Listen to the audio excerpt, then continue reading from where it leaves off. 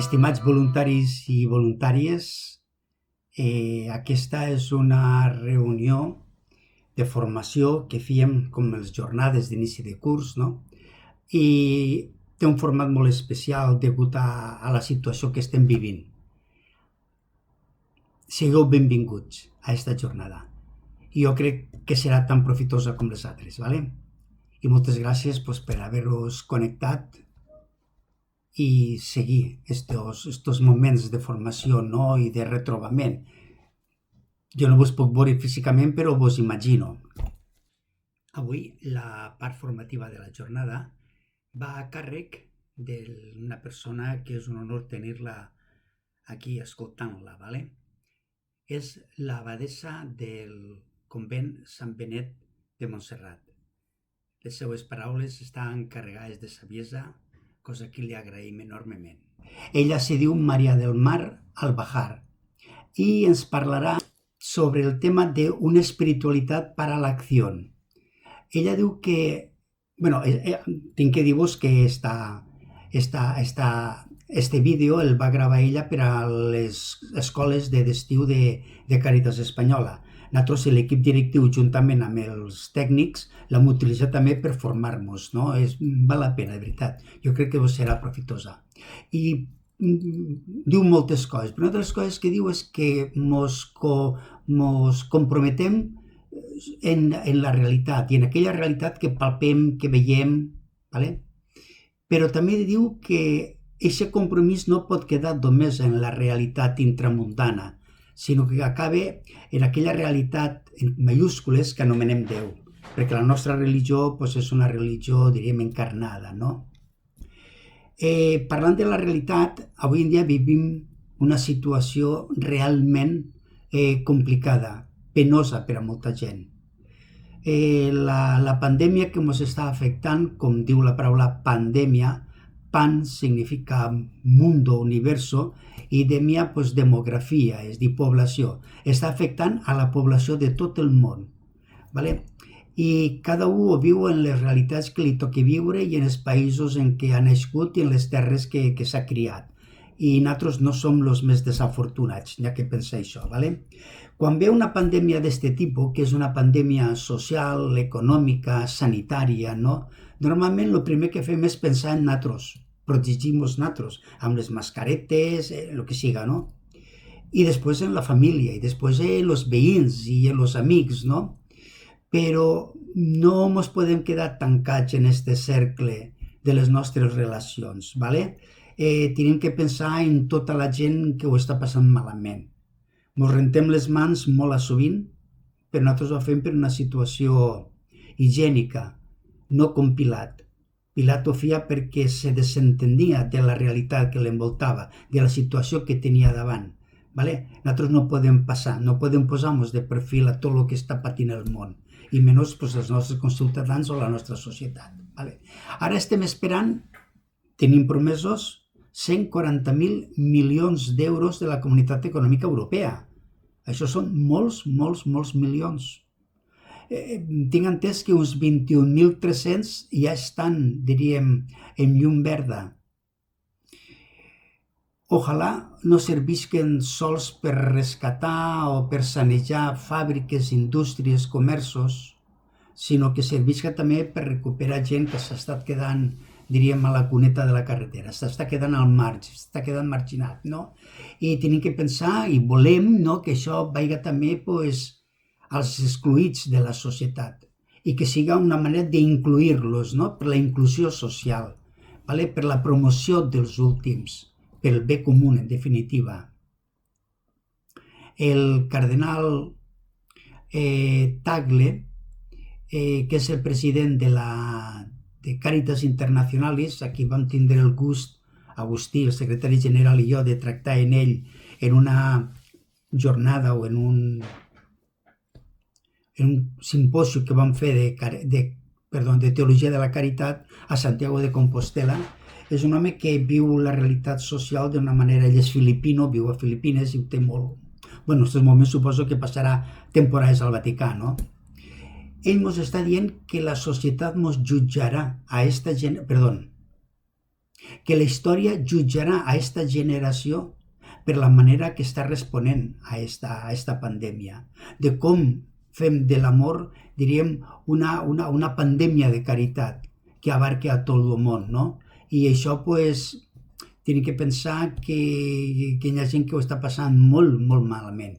Els pobres, els ancians, els desemparats, els desocupats, els malalts. Les comunitats cristianes tenim un repte, un deure, una opció que fer, i és una opció evangèlica. És dir, l'opció preferencial pels pobres, a exemple de Jesús. I aquesta opció és per rescatar, per apropar-nos amb els que són oblidats de les societats. A este grup de gent que diem que són transparents, que no signifiquen per ningú. Són els exclosos. No és una tasca per a uns quants de l'Església, a un grup de voluntaris de Càritas. Aquesta tasca és per a tota l'Església. I el papa Francesc ens està recordant contínuament. Tenim que posar les perifèries, aquesta gent exclosos, marginats, oblidats, no? al centre. I a la vegada nosaltres centrar-nos la vida entera en Crist, que Crist es va fer pobre per nosaltres per enriquir-nos amb la seva pobresa. No sé, us invito un poc a reflexionar tot el que fem, a valorar conscientment el moment que estem vivint, que no és un moment fàcil, Hi ha comentaristes que diuen que des de la postguerra espanyola pues, no s'ha viscut una situació de crisi, d'incertesa, tal com l'estem vivint ara, i pensem que nosaltres som uns afortunats i tenim molts motius per donar gràcies a Déu. Bé, només desitjo que el dia d'avui, que aquests moments de trobada siguin profitosos per a tots, ¿vale? I sobretot la xerrada de la germana Maria del Mar. I res més, una salutació des d'ací a casa meua, i penseu que encara que no mos veiem, l'equip directiu, pensem molt en tots vostès, d'acord? I no res, a cuidar-se. Gràcies per tot, per la vostra feina i per tot el que signifiqueu per a l'Església Diocesana. Càritas Diocesana està molt orgullosa dels seus 700 voluntaris. Alguns de vostès, habitualment no ens trobem a les trobades, però millor aquesta és una oportunitat perquè ens veiguéssim, ¿vale? Gràcies, i sobretot això, cuidar-vos.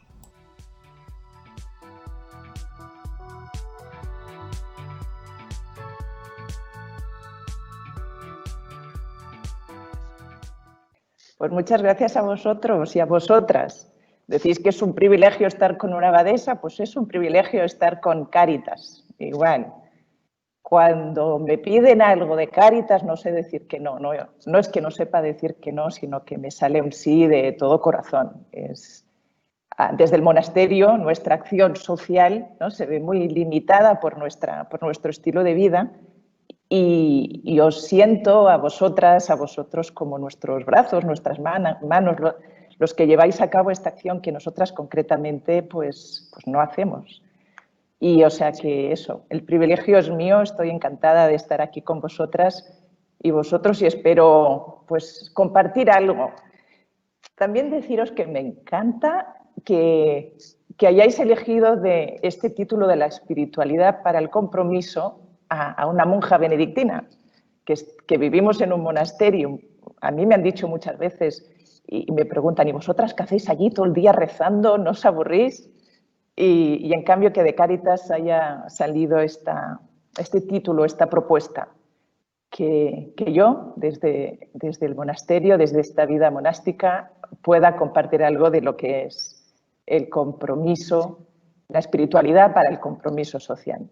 O sea que muy contenta de estar aquí con vosotras. Y voy a empezar pues justamente con esta idea del compromiso.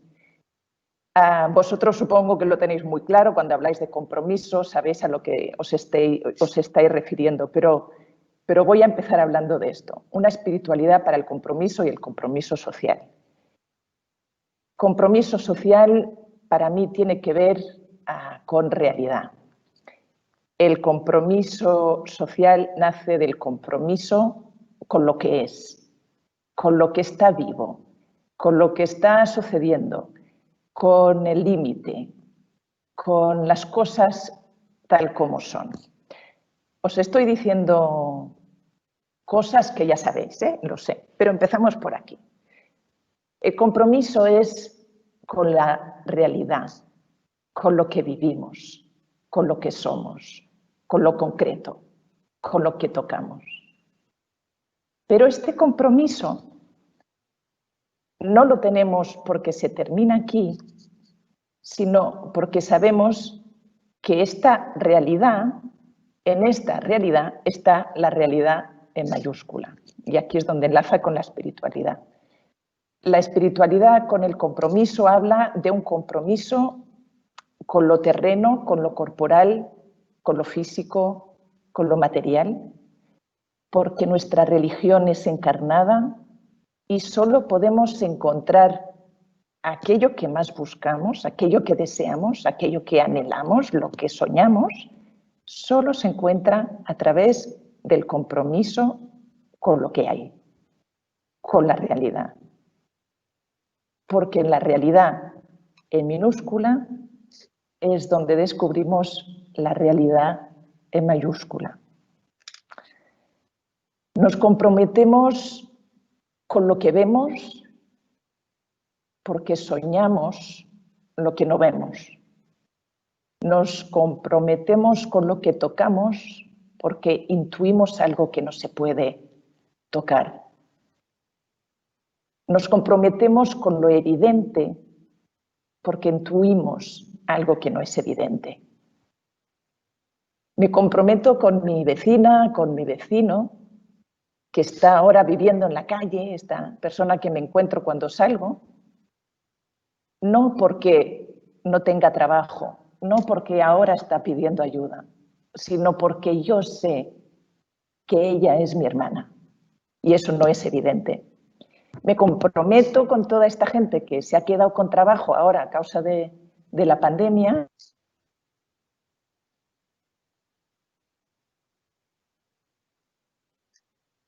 Necesitamos trabajo. Y esto no es evidente, porque si se quedaron sin trabajo, pues no es evidente. En nuestro mundo no se lo dice que necesita trabajo. El compromiso es con la realidad en mayúscula, y la realidad en mayúscula es eso que sabemos en el corazón, es eso que intuimos en nuestro interior.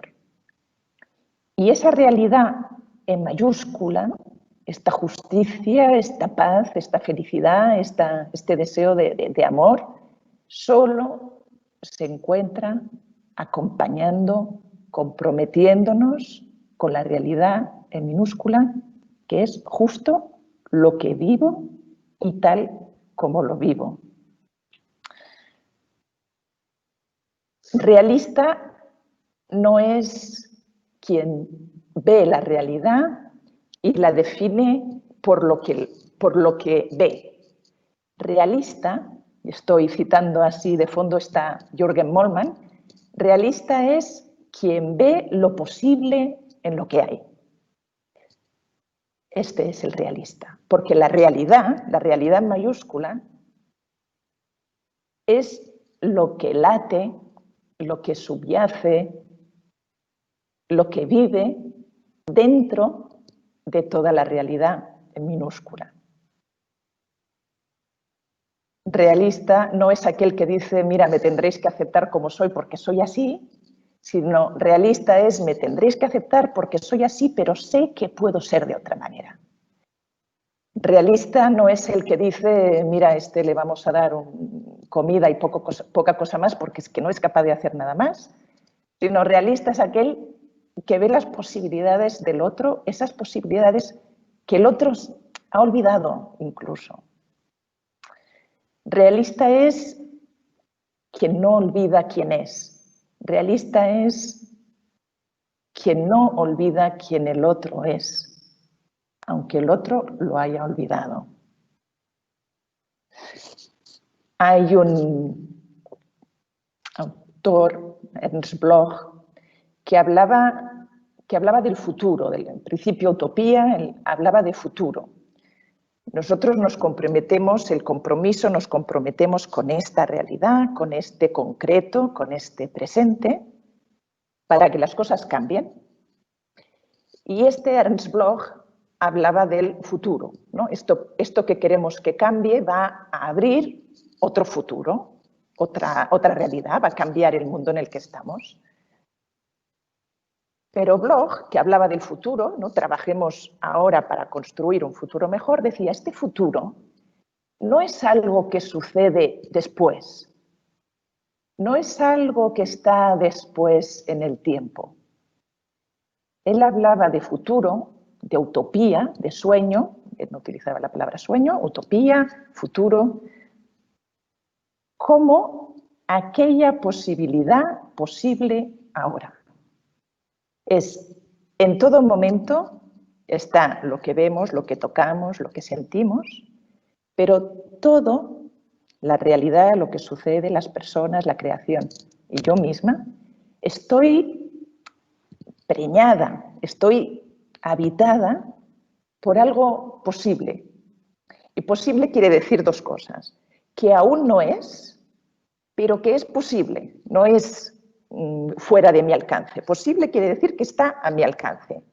Pero, para mí, aquí viene el punto que me gusta de Bloch, que solo se hará realidad si yo lo elijo. Ahora me explico. El futuro del que habla Bloch es eso que yo puedo hacer, pero que no será si yo no lo hago. Por ejemplo, ¿no? El futuro es, hay una discusión, el entendimiento. La realidad posible es el entendimiento, pero el entendimiento no vendrá por sí solo, no cae como la lluvia, aunque la Biblia hable que hay cosas que bajan como la lluvia. El entendimiento llega si yo apuesto por el entendimiento y la otra persona también. La realidad en mayúscula es eso que puede suceder porque Dios nos lo da, es la promesa de Dios, es la oferta de Dios, es lo que Dios nos regala cada día, pero que solo se hace historia, solo se hace realidad si yo digo sí, si yo quiero hacerlo. Ernst Bloch habla de este futuro, para él sería el futuro auténtico, la creación de una historia nueva, la creación de la novedad, de otro mundo, de este mundo que intuimos.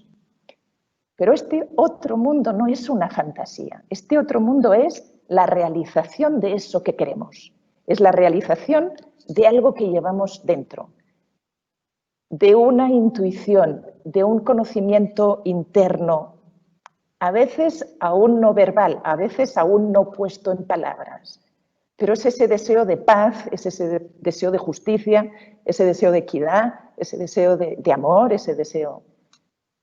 La realidad en mayúscula es esa realidad que yo conozco de algún modo dentro de mí y que puede hacerse historia, o sea, se puede encarnar si yo elijo colaborar con ella, si yo me pongo de su parte.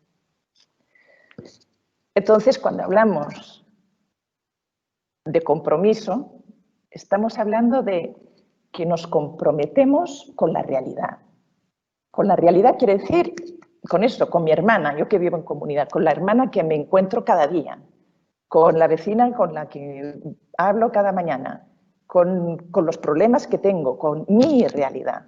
Me comprometo con esto porque aquí, tal como son las cosas, tal como soy yo, tal como es la otra, aquí dentro, más hondo, está la realidad posible. La realidad que es posible porque Dios ya nos la ha dado y que se hace historia, se encarna, se hace concreto si yo elijo vivir según esto.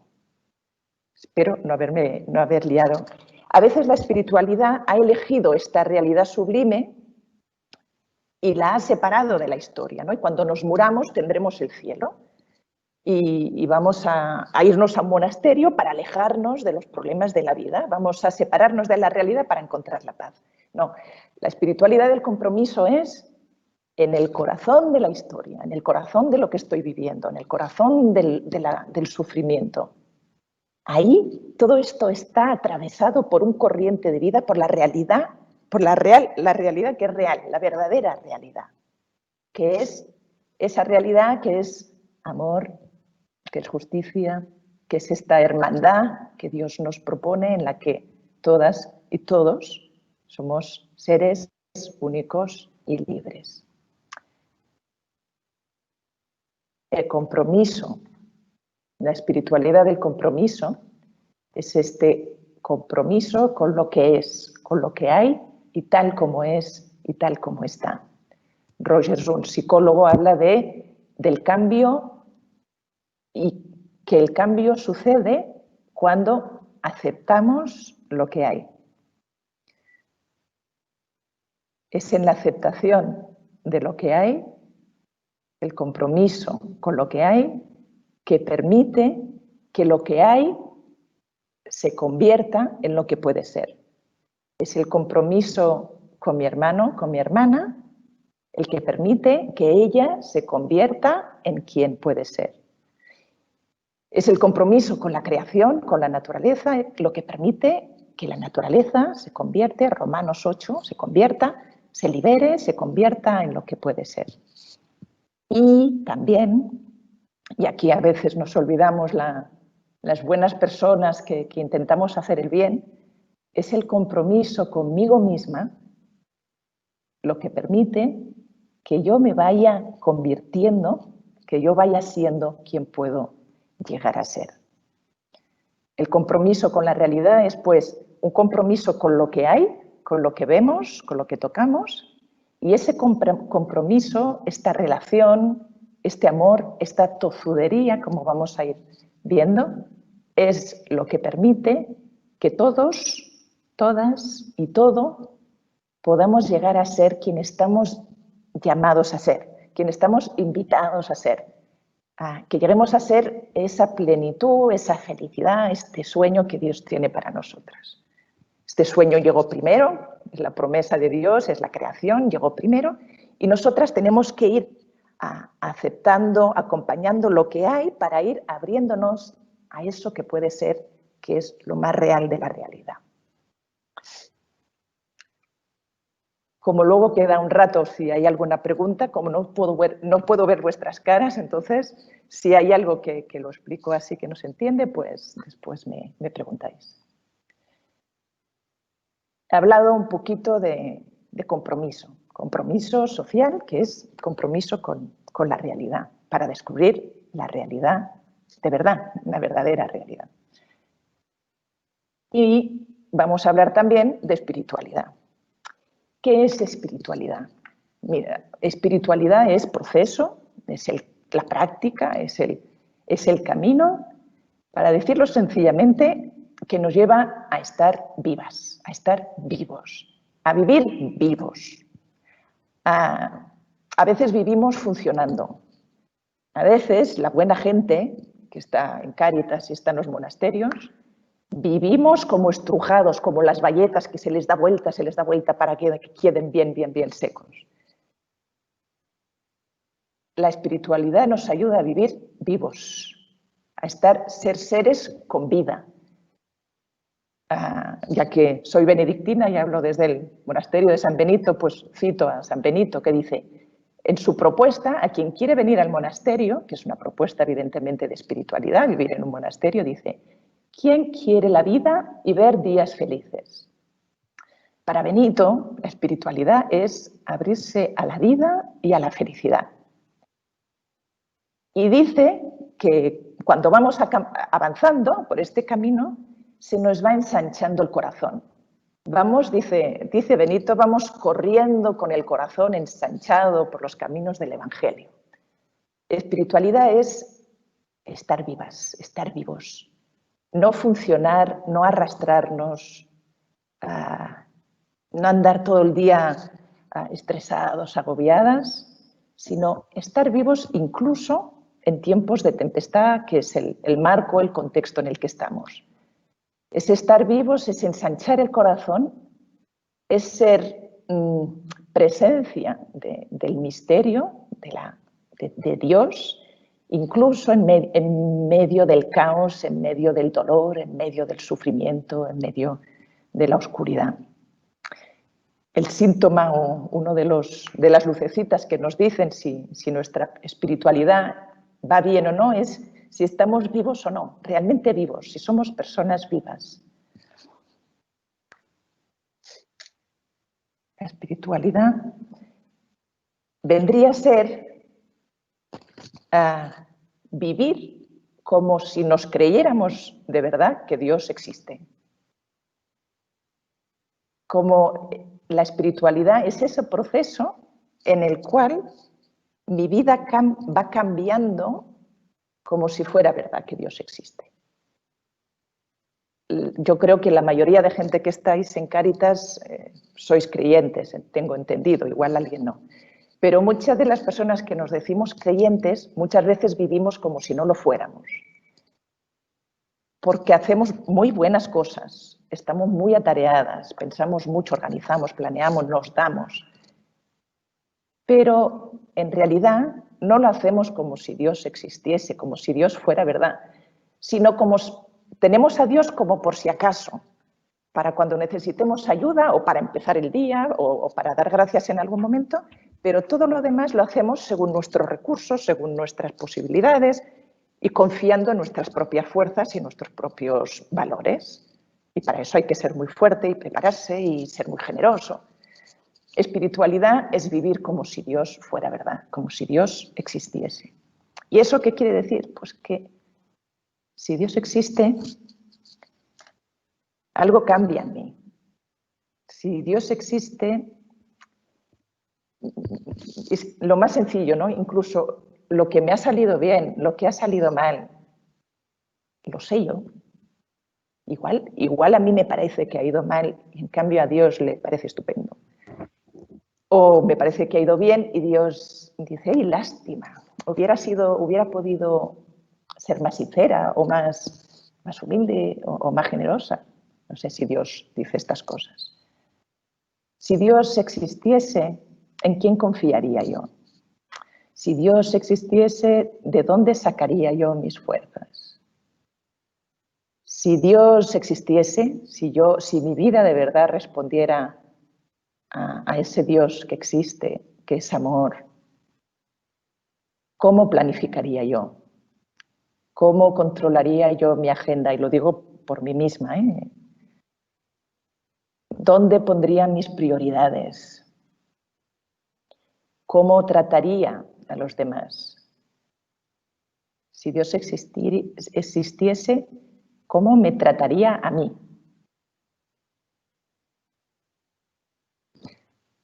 Porque espiritualidad es como permitir que esa realidad de la que hemos hablado antes irrumpa en la realidad en minúscula. Espiritualidad es permitir que esa realidad sostenida por Dios recree, renueve la realidad en minúscula.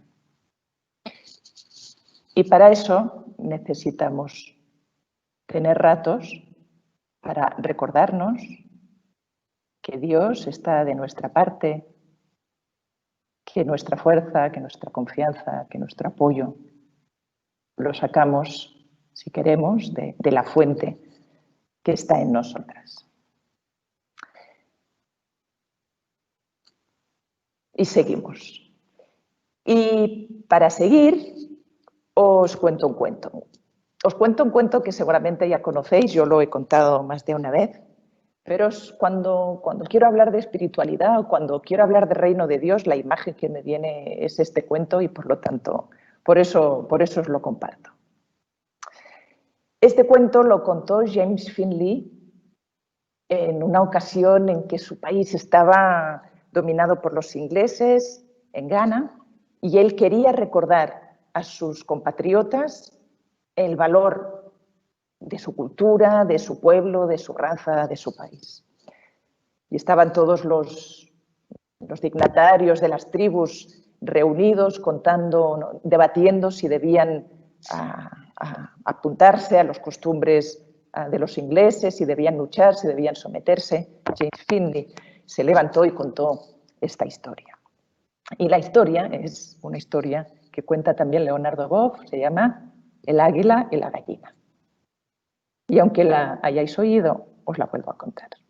La historia dice que había un granjero que se fue a pasear por el campo y que buscaba un pájaro, un pajarito.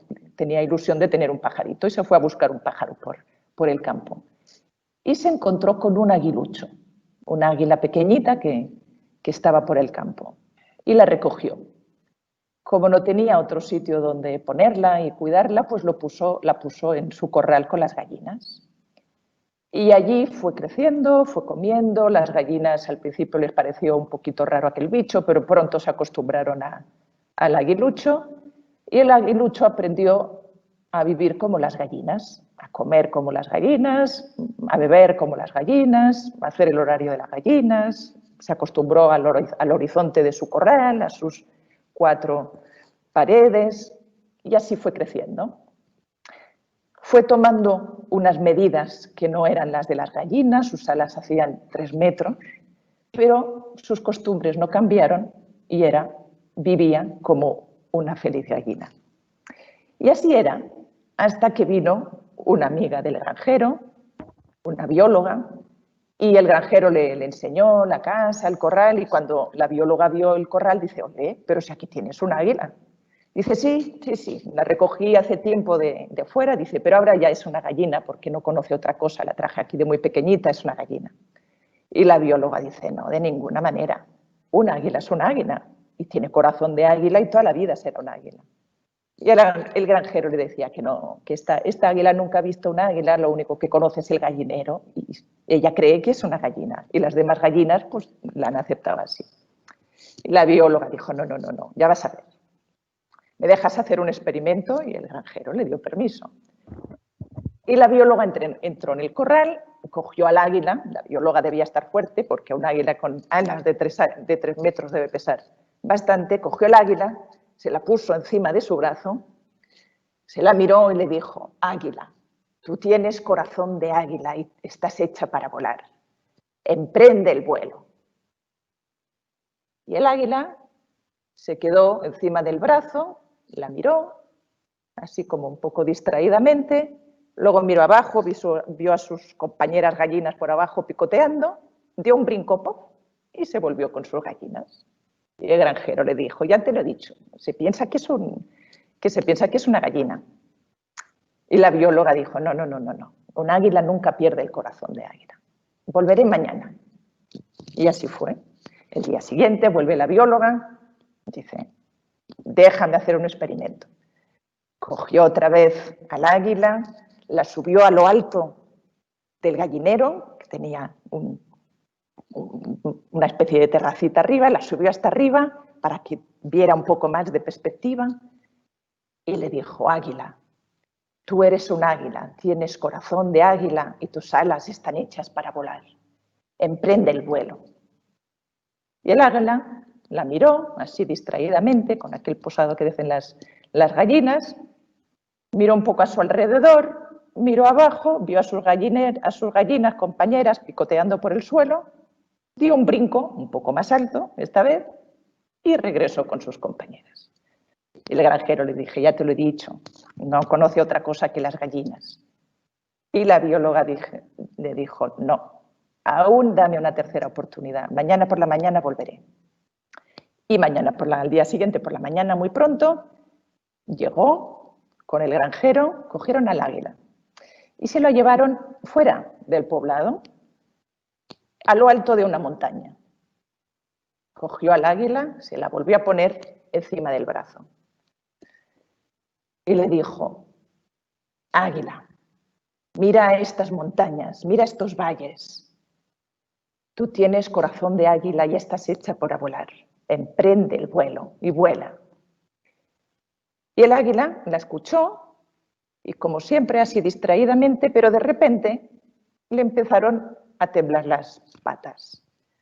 Y entonces la bióloga la cogió, la puso delante del sol, como hacen las madres águilas con sus aguiluchos, de modo que sus ojos miraran el naranjado, el sol anaranjado que sale por la mañana y el horizonte que se extendía con sus colores liláceos y anaranjados. La puso de cara al sol y le volvió a decir: águila, tú tienes corazón de águila y tus alas están hechas para volar. Mira el sol, extiende tus alas y vuela. Y el águila seguía temblando y de golpe hizo como una pequeña respiración, se quedó parada, dio un brinco y salió volando por el horizonte. Y aquí se acaba el cuento. El cuento no es, evidentemente, una crítica a las gallinas. Con este cuento, lo que quería visualizar es esta espiritualidad del compromiso. La espiritualidad que se compromete con lo que somos, con lo que en realidad somos. Esa espiritualidad que libera al águila que hay en la gallina y que libera a la gallina que hay en la gallina. Este proceso sirve para el águila. Recordar a un águila que es águila es bueno para el águila. El águila no era una gallina, se creía que era una gallina y necesita recordar que es un águila. Pero evidentemente, si el proceso lo hubiéramos hecho con la gallina, si le decimos a una gallina que tiene que ser águila, lo que hacemos es matarla. Esto sería un asesinato. La espiritualidad del compromiso es ese acompañamiento, es ese compromiso con la realidad de la realidad, que permite que todo y todos lleguemos a ser quien podemos ser.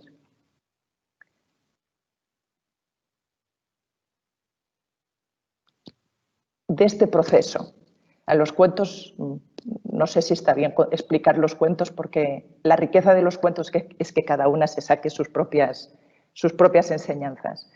Y así espero que lo hagáis. Pero igualmente dejarme decir 3 cosas del cuento. El primer paso para que el águila se dé cuenta de que es un águila es el darse cuenta de quién es, el reconocer quién es. Antes habéis dicho que uno de los elementos de la espiritualidad es recibirse. El primer paso en la espiritualidad, en la liberación de quién somos y de quién todo es ese proceso de recibirnos, de reconocer quién somos. Se habla bastante, ¿no?, del tema de la autoestima como un elemento importante, ¿no?, para la salud psicológica. Y a mí realmente me parece importante. Pero muchas veces en el proceso nos quedamos en la egoestima. Y me explico. Muchas veces en los cursos de autoestima lo que se hace es fortalecer el ego. Y yo entiendo el ego como aquello que yo creo que soy, aquella imagen que yo tengo de mí, o aquello que yo quiero ser, o aquello que me han dicho que tenía que ser. Todo esto sería el ego. Esto que yo conozco de mí y que yo intento ser, con lo que yo me identifico. Esto sería el ego. La egoestima, ¿no?, la autoestima malentendida, es aquella que nos ayuda a reconocer unos valores que es cierto que tenemos, pero que están limitados a lo que yo sé de mí, a lo que yo conscientemente conozco de mí. En este caso, la autoestima malentendida para el águila sería intentar ser como las demás, la más, ¿no?, la más fuerte, la más rápida, la que tiene más espacio en el corral, la que contribuye más o la que se da más a los demás, dentro del esquema en el cual yo soy el centro. y en la cual mi identidad siempre está en relación con los demás. El ego es mi identidad limitada, que siempre es confrontativa, porque siempre se mide en función de lo que valen los demás. O soy más inteligente o menos inteligente, o más brillante o menos brillante, o más generosa o menos generosa que los demás.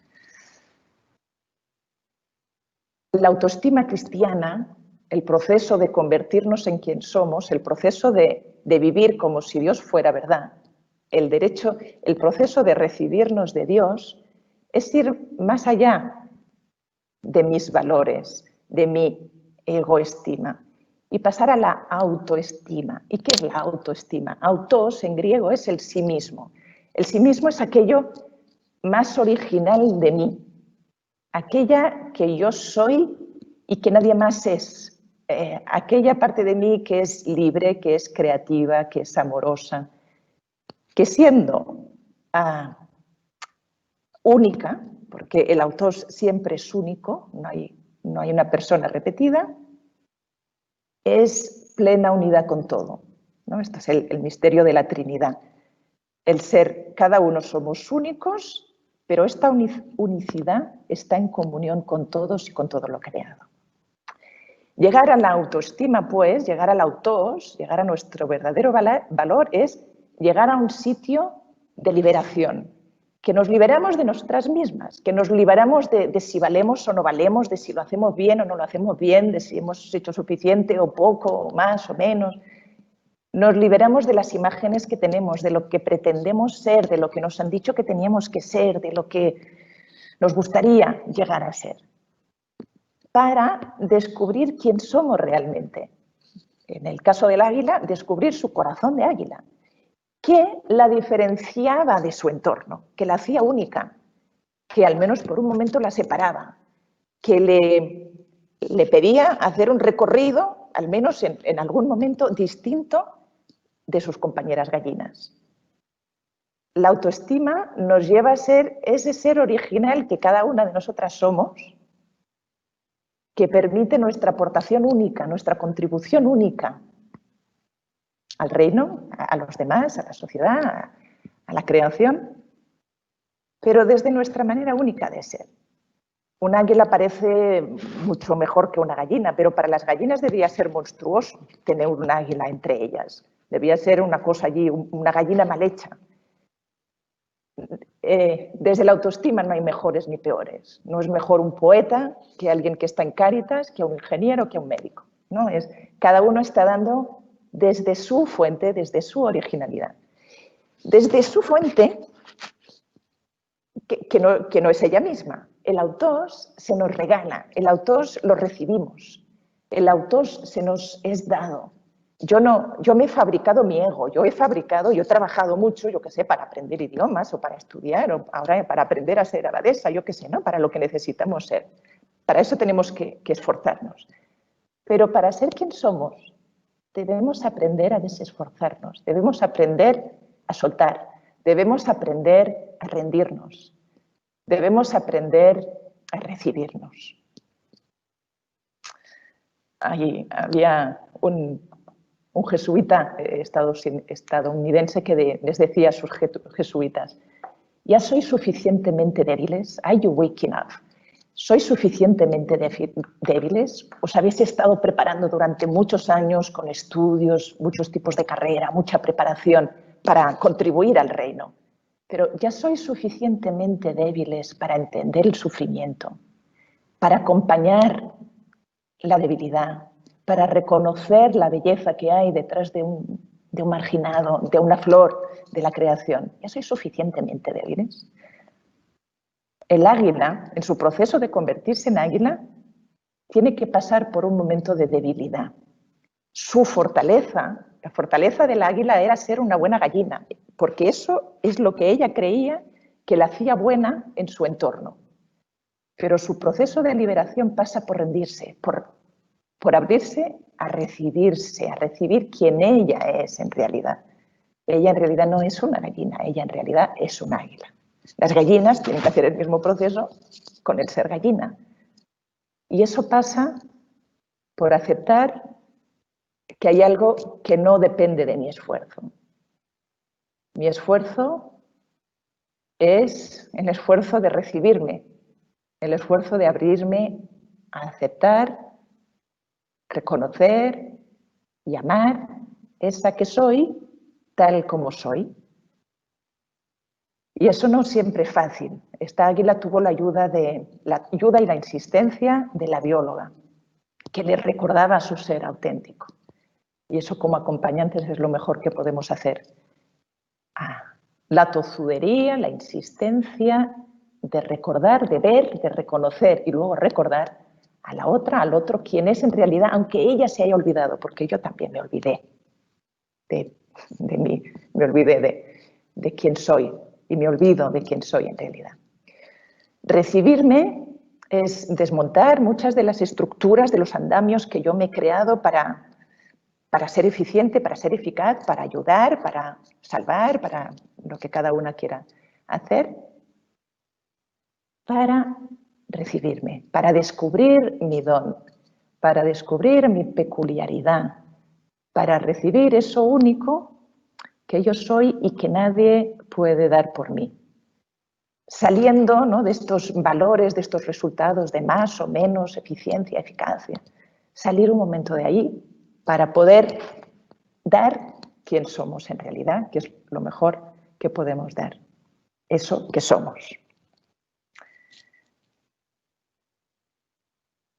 Es un proceso. Uy, hemos empezado a media, vale. Esto es un proceso, voy a acelerar. Es un proceso en el que, ya hemos hablado del ego, en el que aprendemos a ir más hondo que el ego para descubrir nuestro yo profundo, nuestro autos, ese yo que es el que sabe decir nosotros. El ego no sabe decir nosotros. Cuando el ego dice nosotros, quiere decir los de mi clan, los de mi grupo, mis amigos, los buenos, a diferencia de los demás. Esto sale de un ego que siempre separa y confronta. El proceso nos lleva a llegar a nuestro yo profundo, que es el yo que sabe decir nosotros, porque ve a los demás, se siente, se vive en comunión con los demás. Y nos permite salir de esto que la psicología habla de la zona cómoda, ¿no? Que esta imagen de la zona cómoda me parece muy útil en nuestro vivir. Nos saca de nuestro corral, de nuestras paredes, de esta zona en la que vivo, que me limita y no necesariamente me hace feliz, porque el águila, el corral no la hacía feliz, pero me da seguridad, me hace sentir segura, me hace sentir en mi medio. El autos va más allá de nuestra zona cómoda. El autos se nace de dentro y se expande hacia afuera, hasta volar. Y volar es vivirse como somos, es permitirnos expresar ese ser único y en comunión a la vez, ¿no? Esta es la gracia. Cuanto más únicas somos, cuanto más únicos somos, más en comunión con todas y todas estamos, más nos sabemos hermanos. Volar es la libertad de expresar quién somos, de compartir quién somos. Eso no quiere decir que todo vaya a ir bien, ¿no? Liberar quién somos, la espiritualidad no lleva a que las cosas se arreglen, a que todo vaya bien. El águila empieza a volar y se encuentra con el viento que le dificulta el vuelo. Aquí está Kant, que decía, el águila se piensa que si no hubiera aire, ella volaría más rápido, volaría mejor. Y evidentemente, sin el aire, el águila caería, no volaría, ¿no?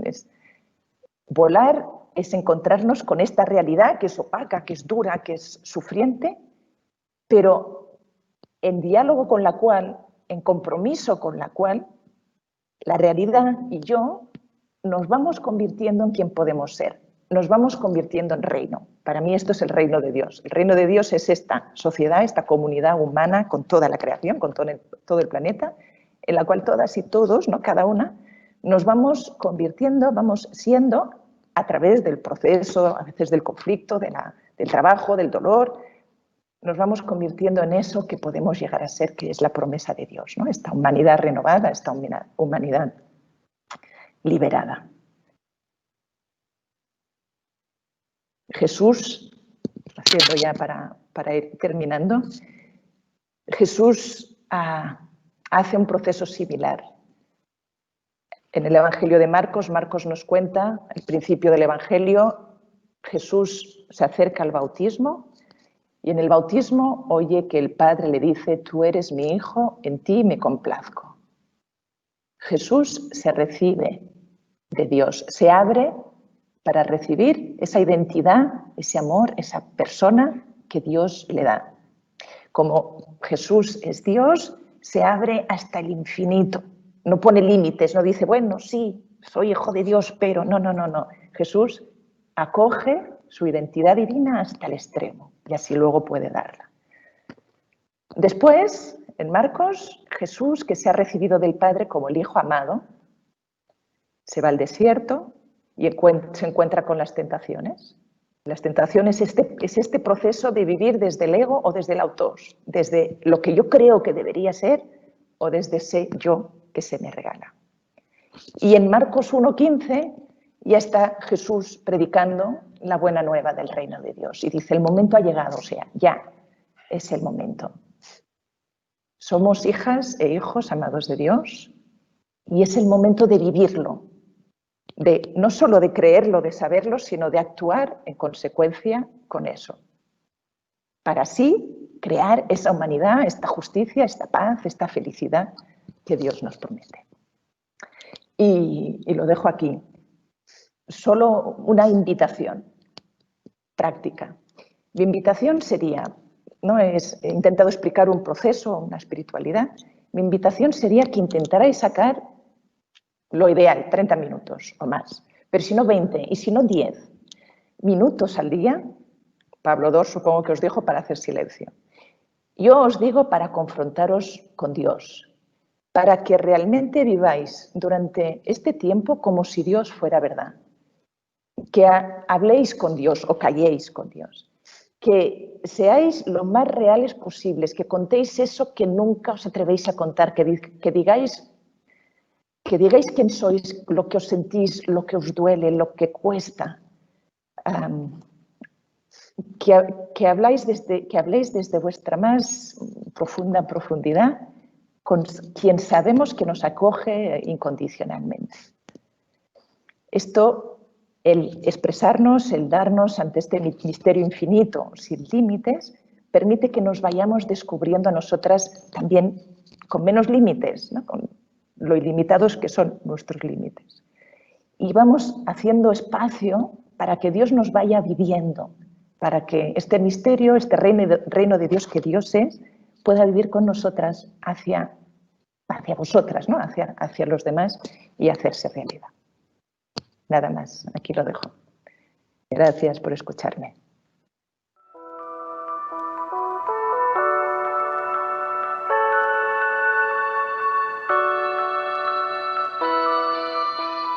Bé, és arribat el moment ja d'acomiadar-nos i sobretot d'agrair-li a la germana Maria del Mar aquesta jornada formativa que ella és omplert de contingut, d'un bon contingut.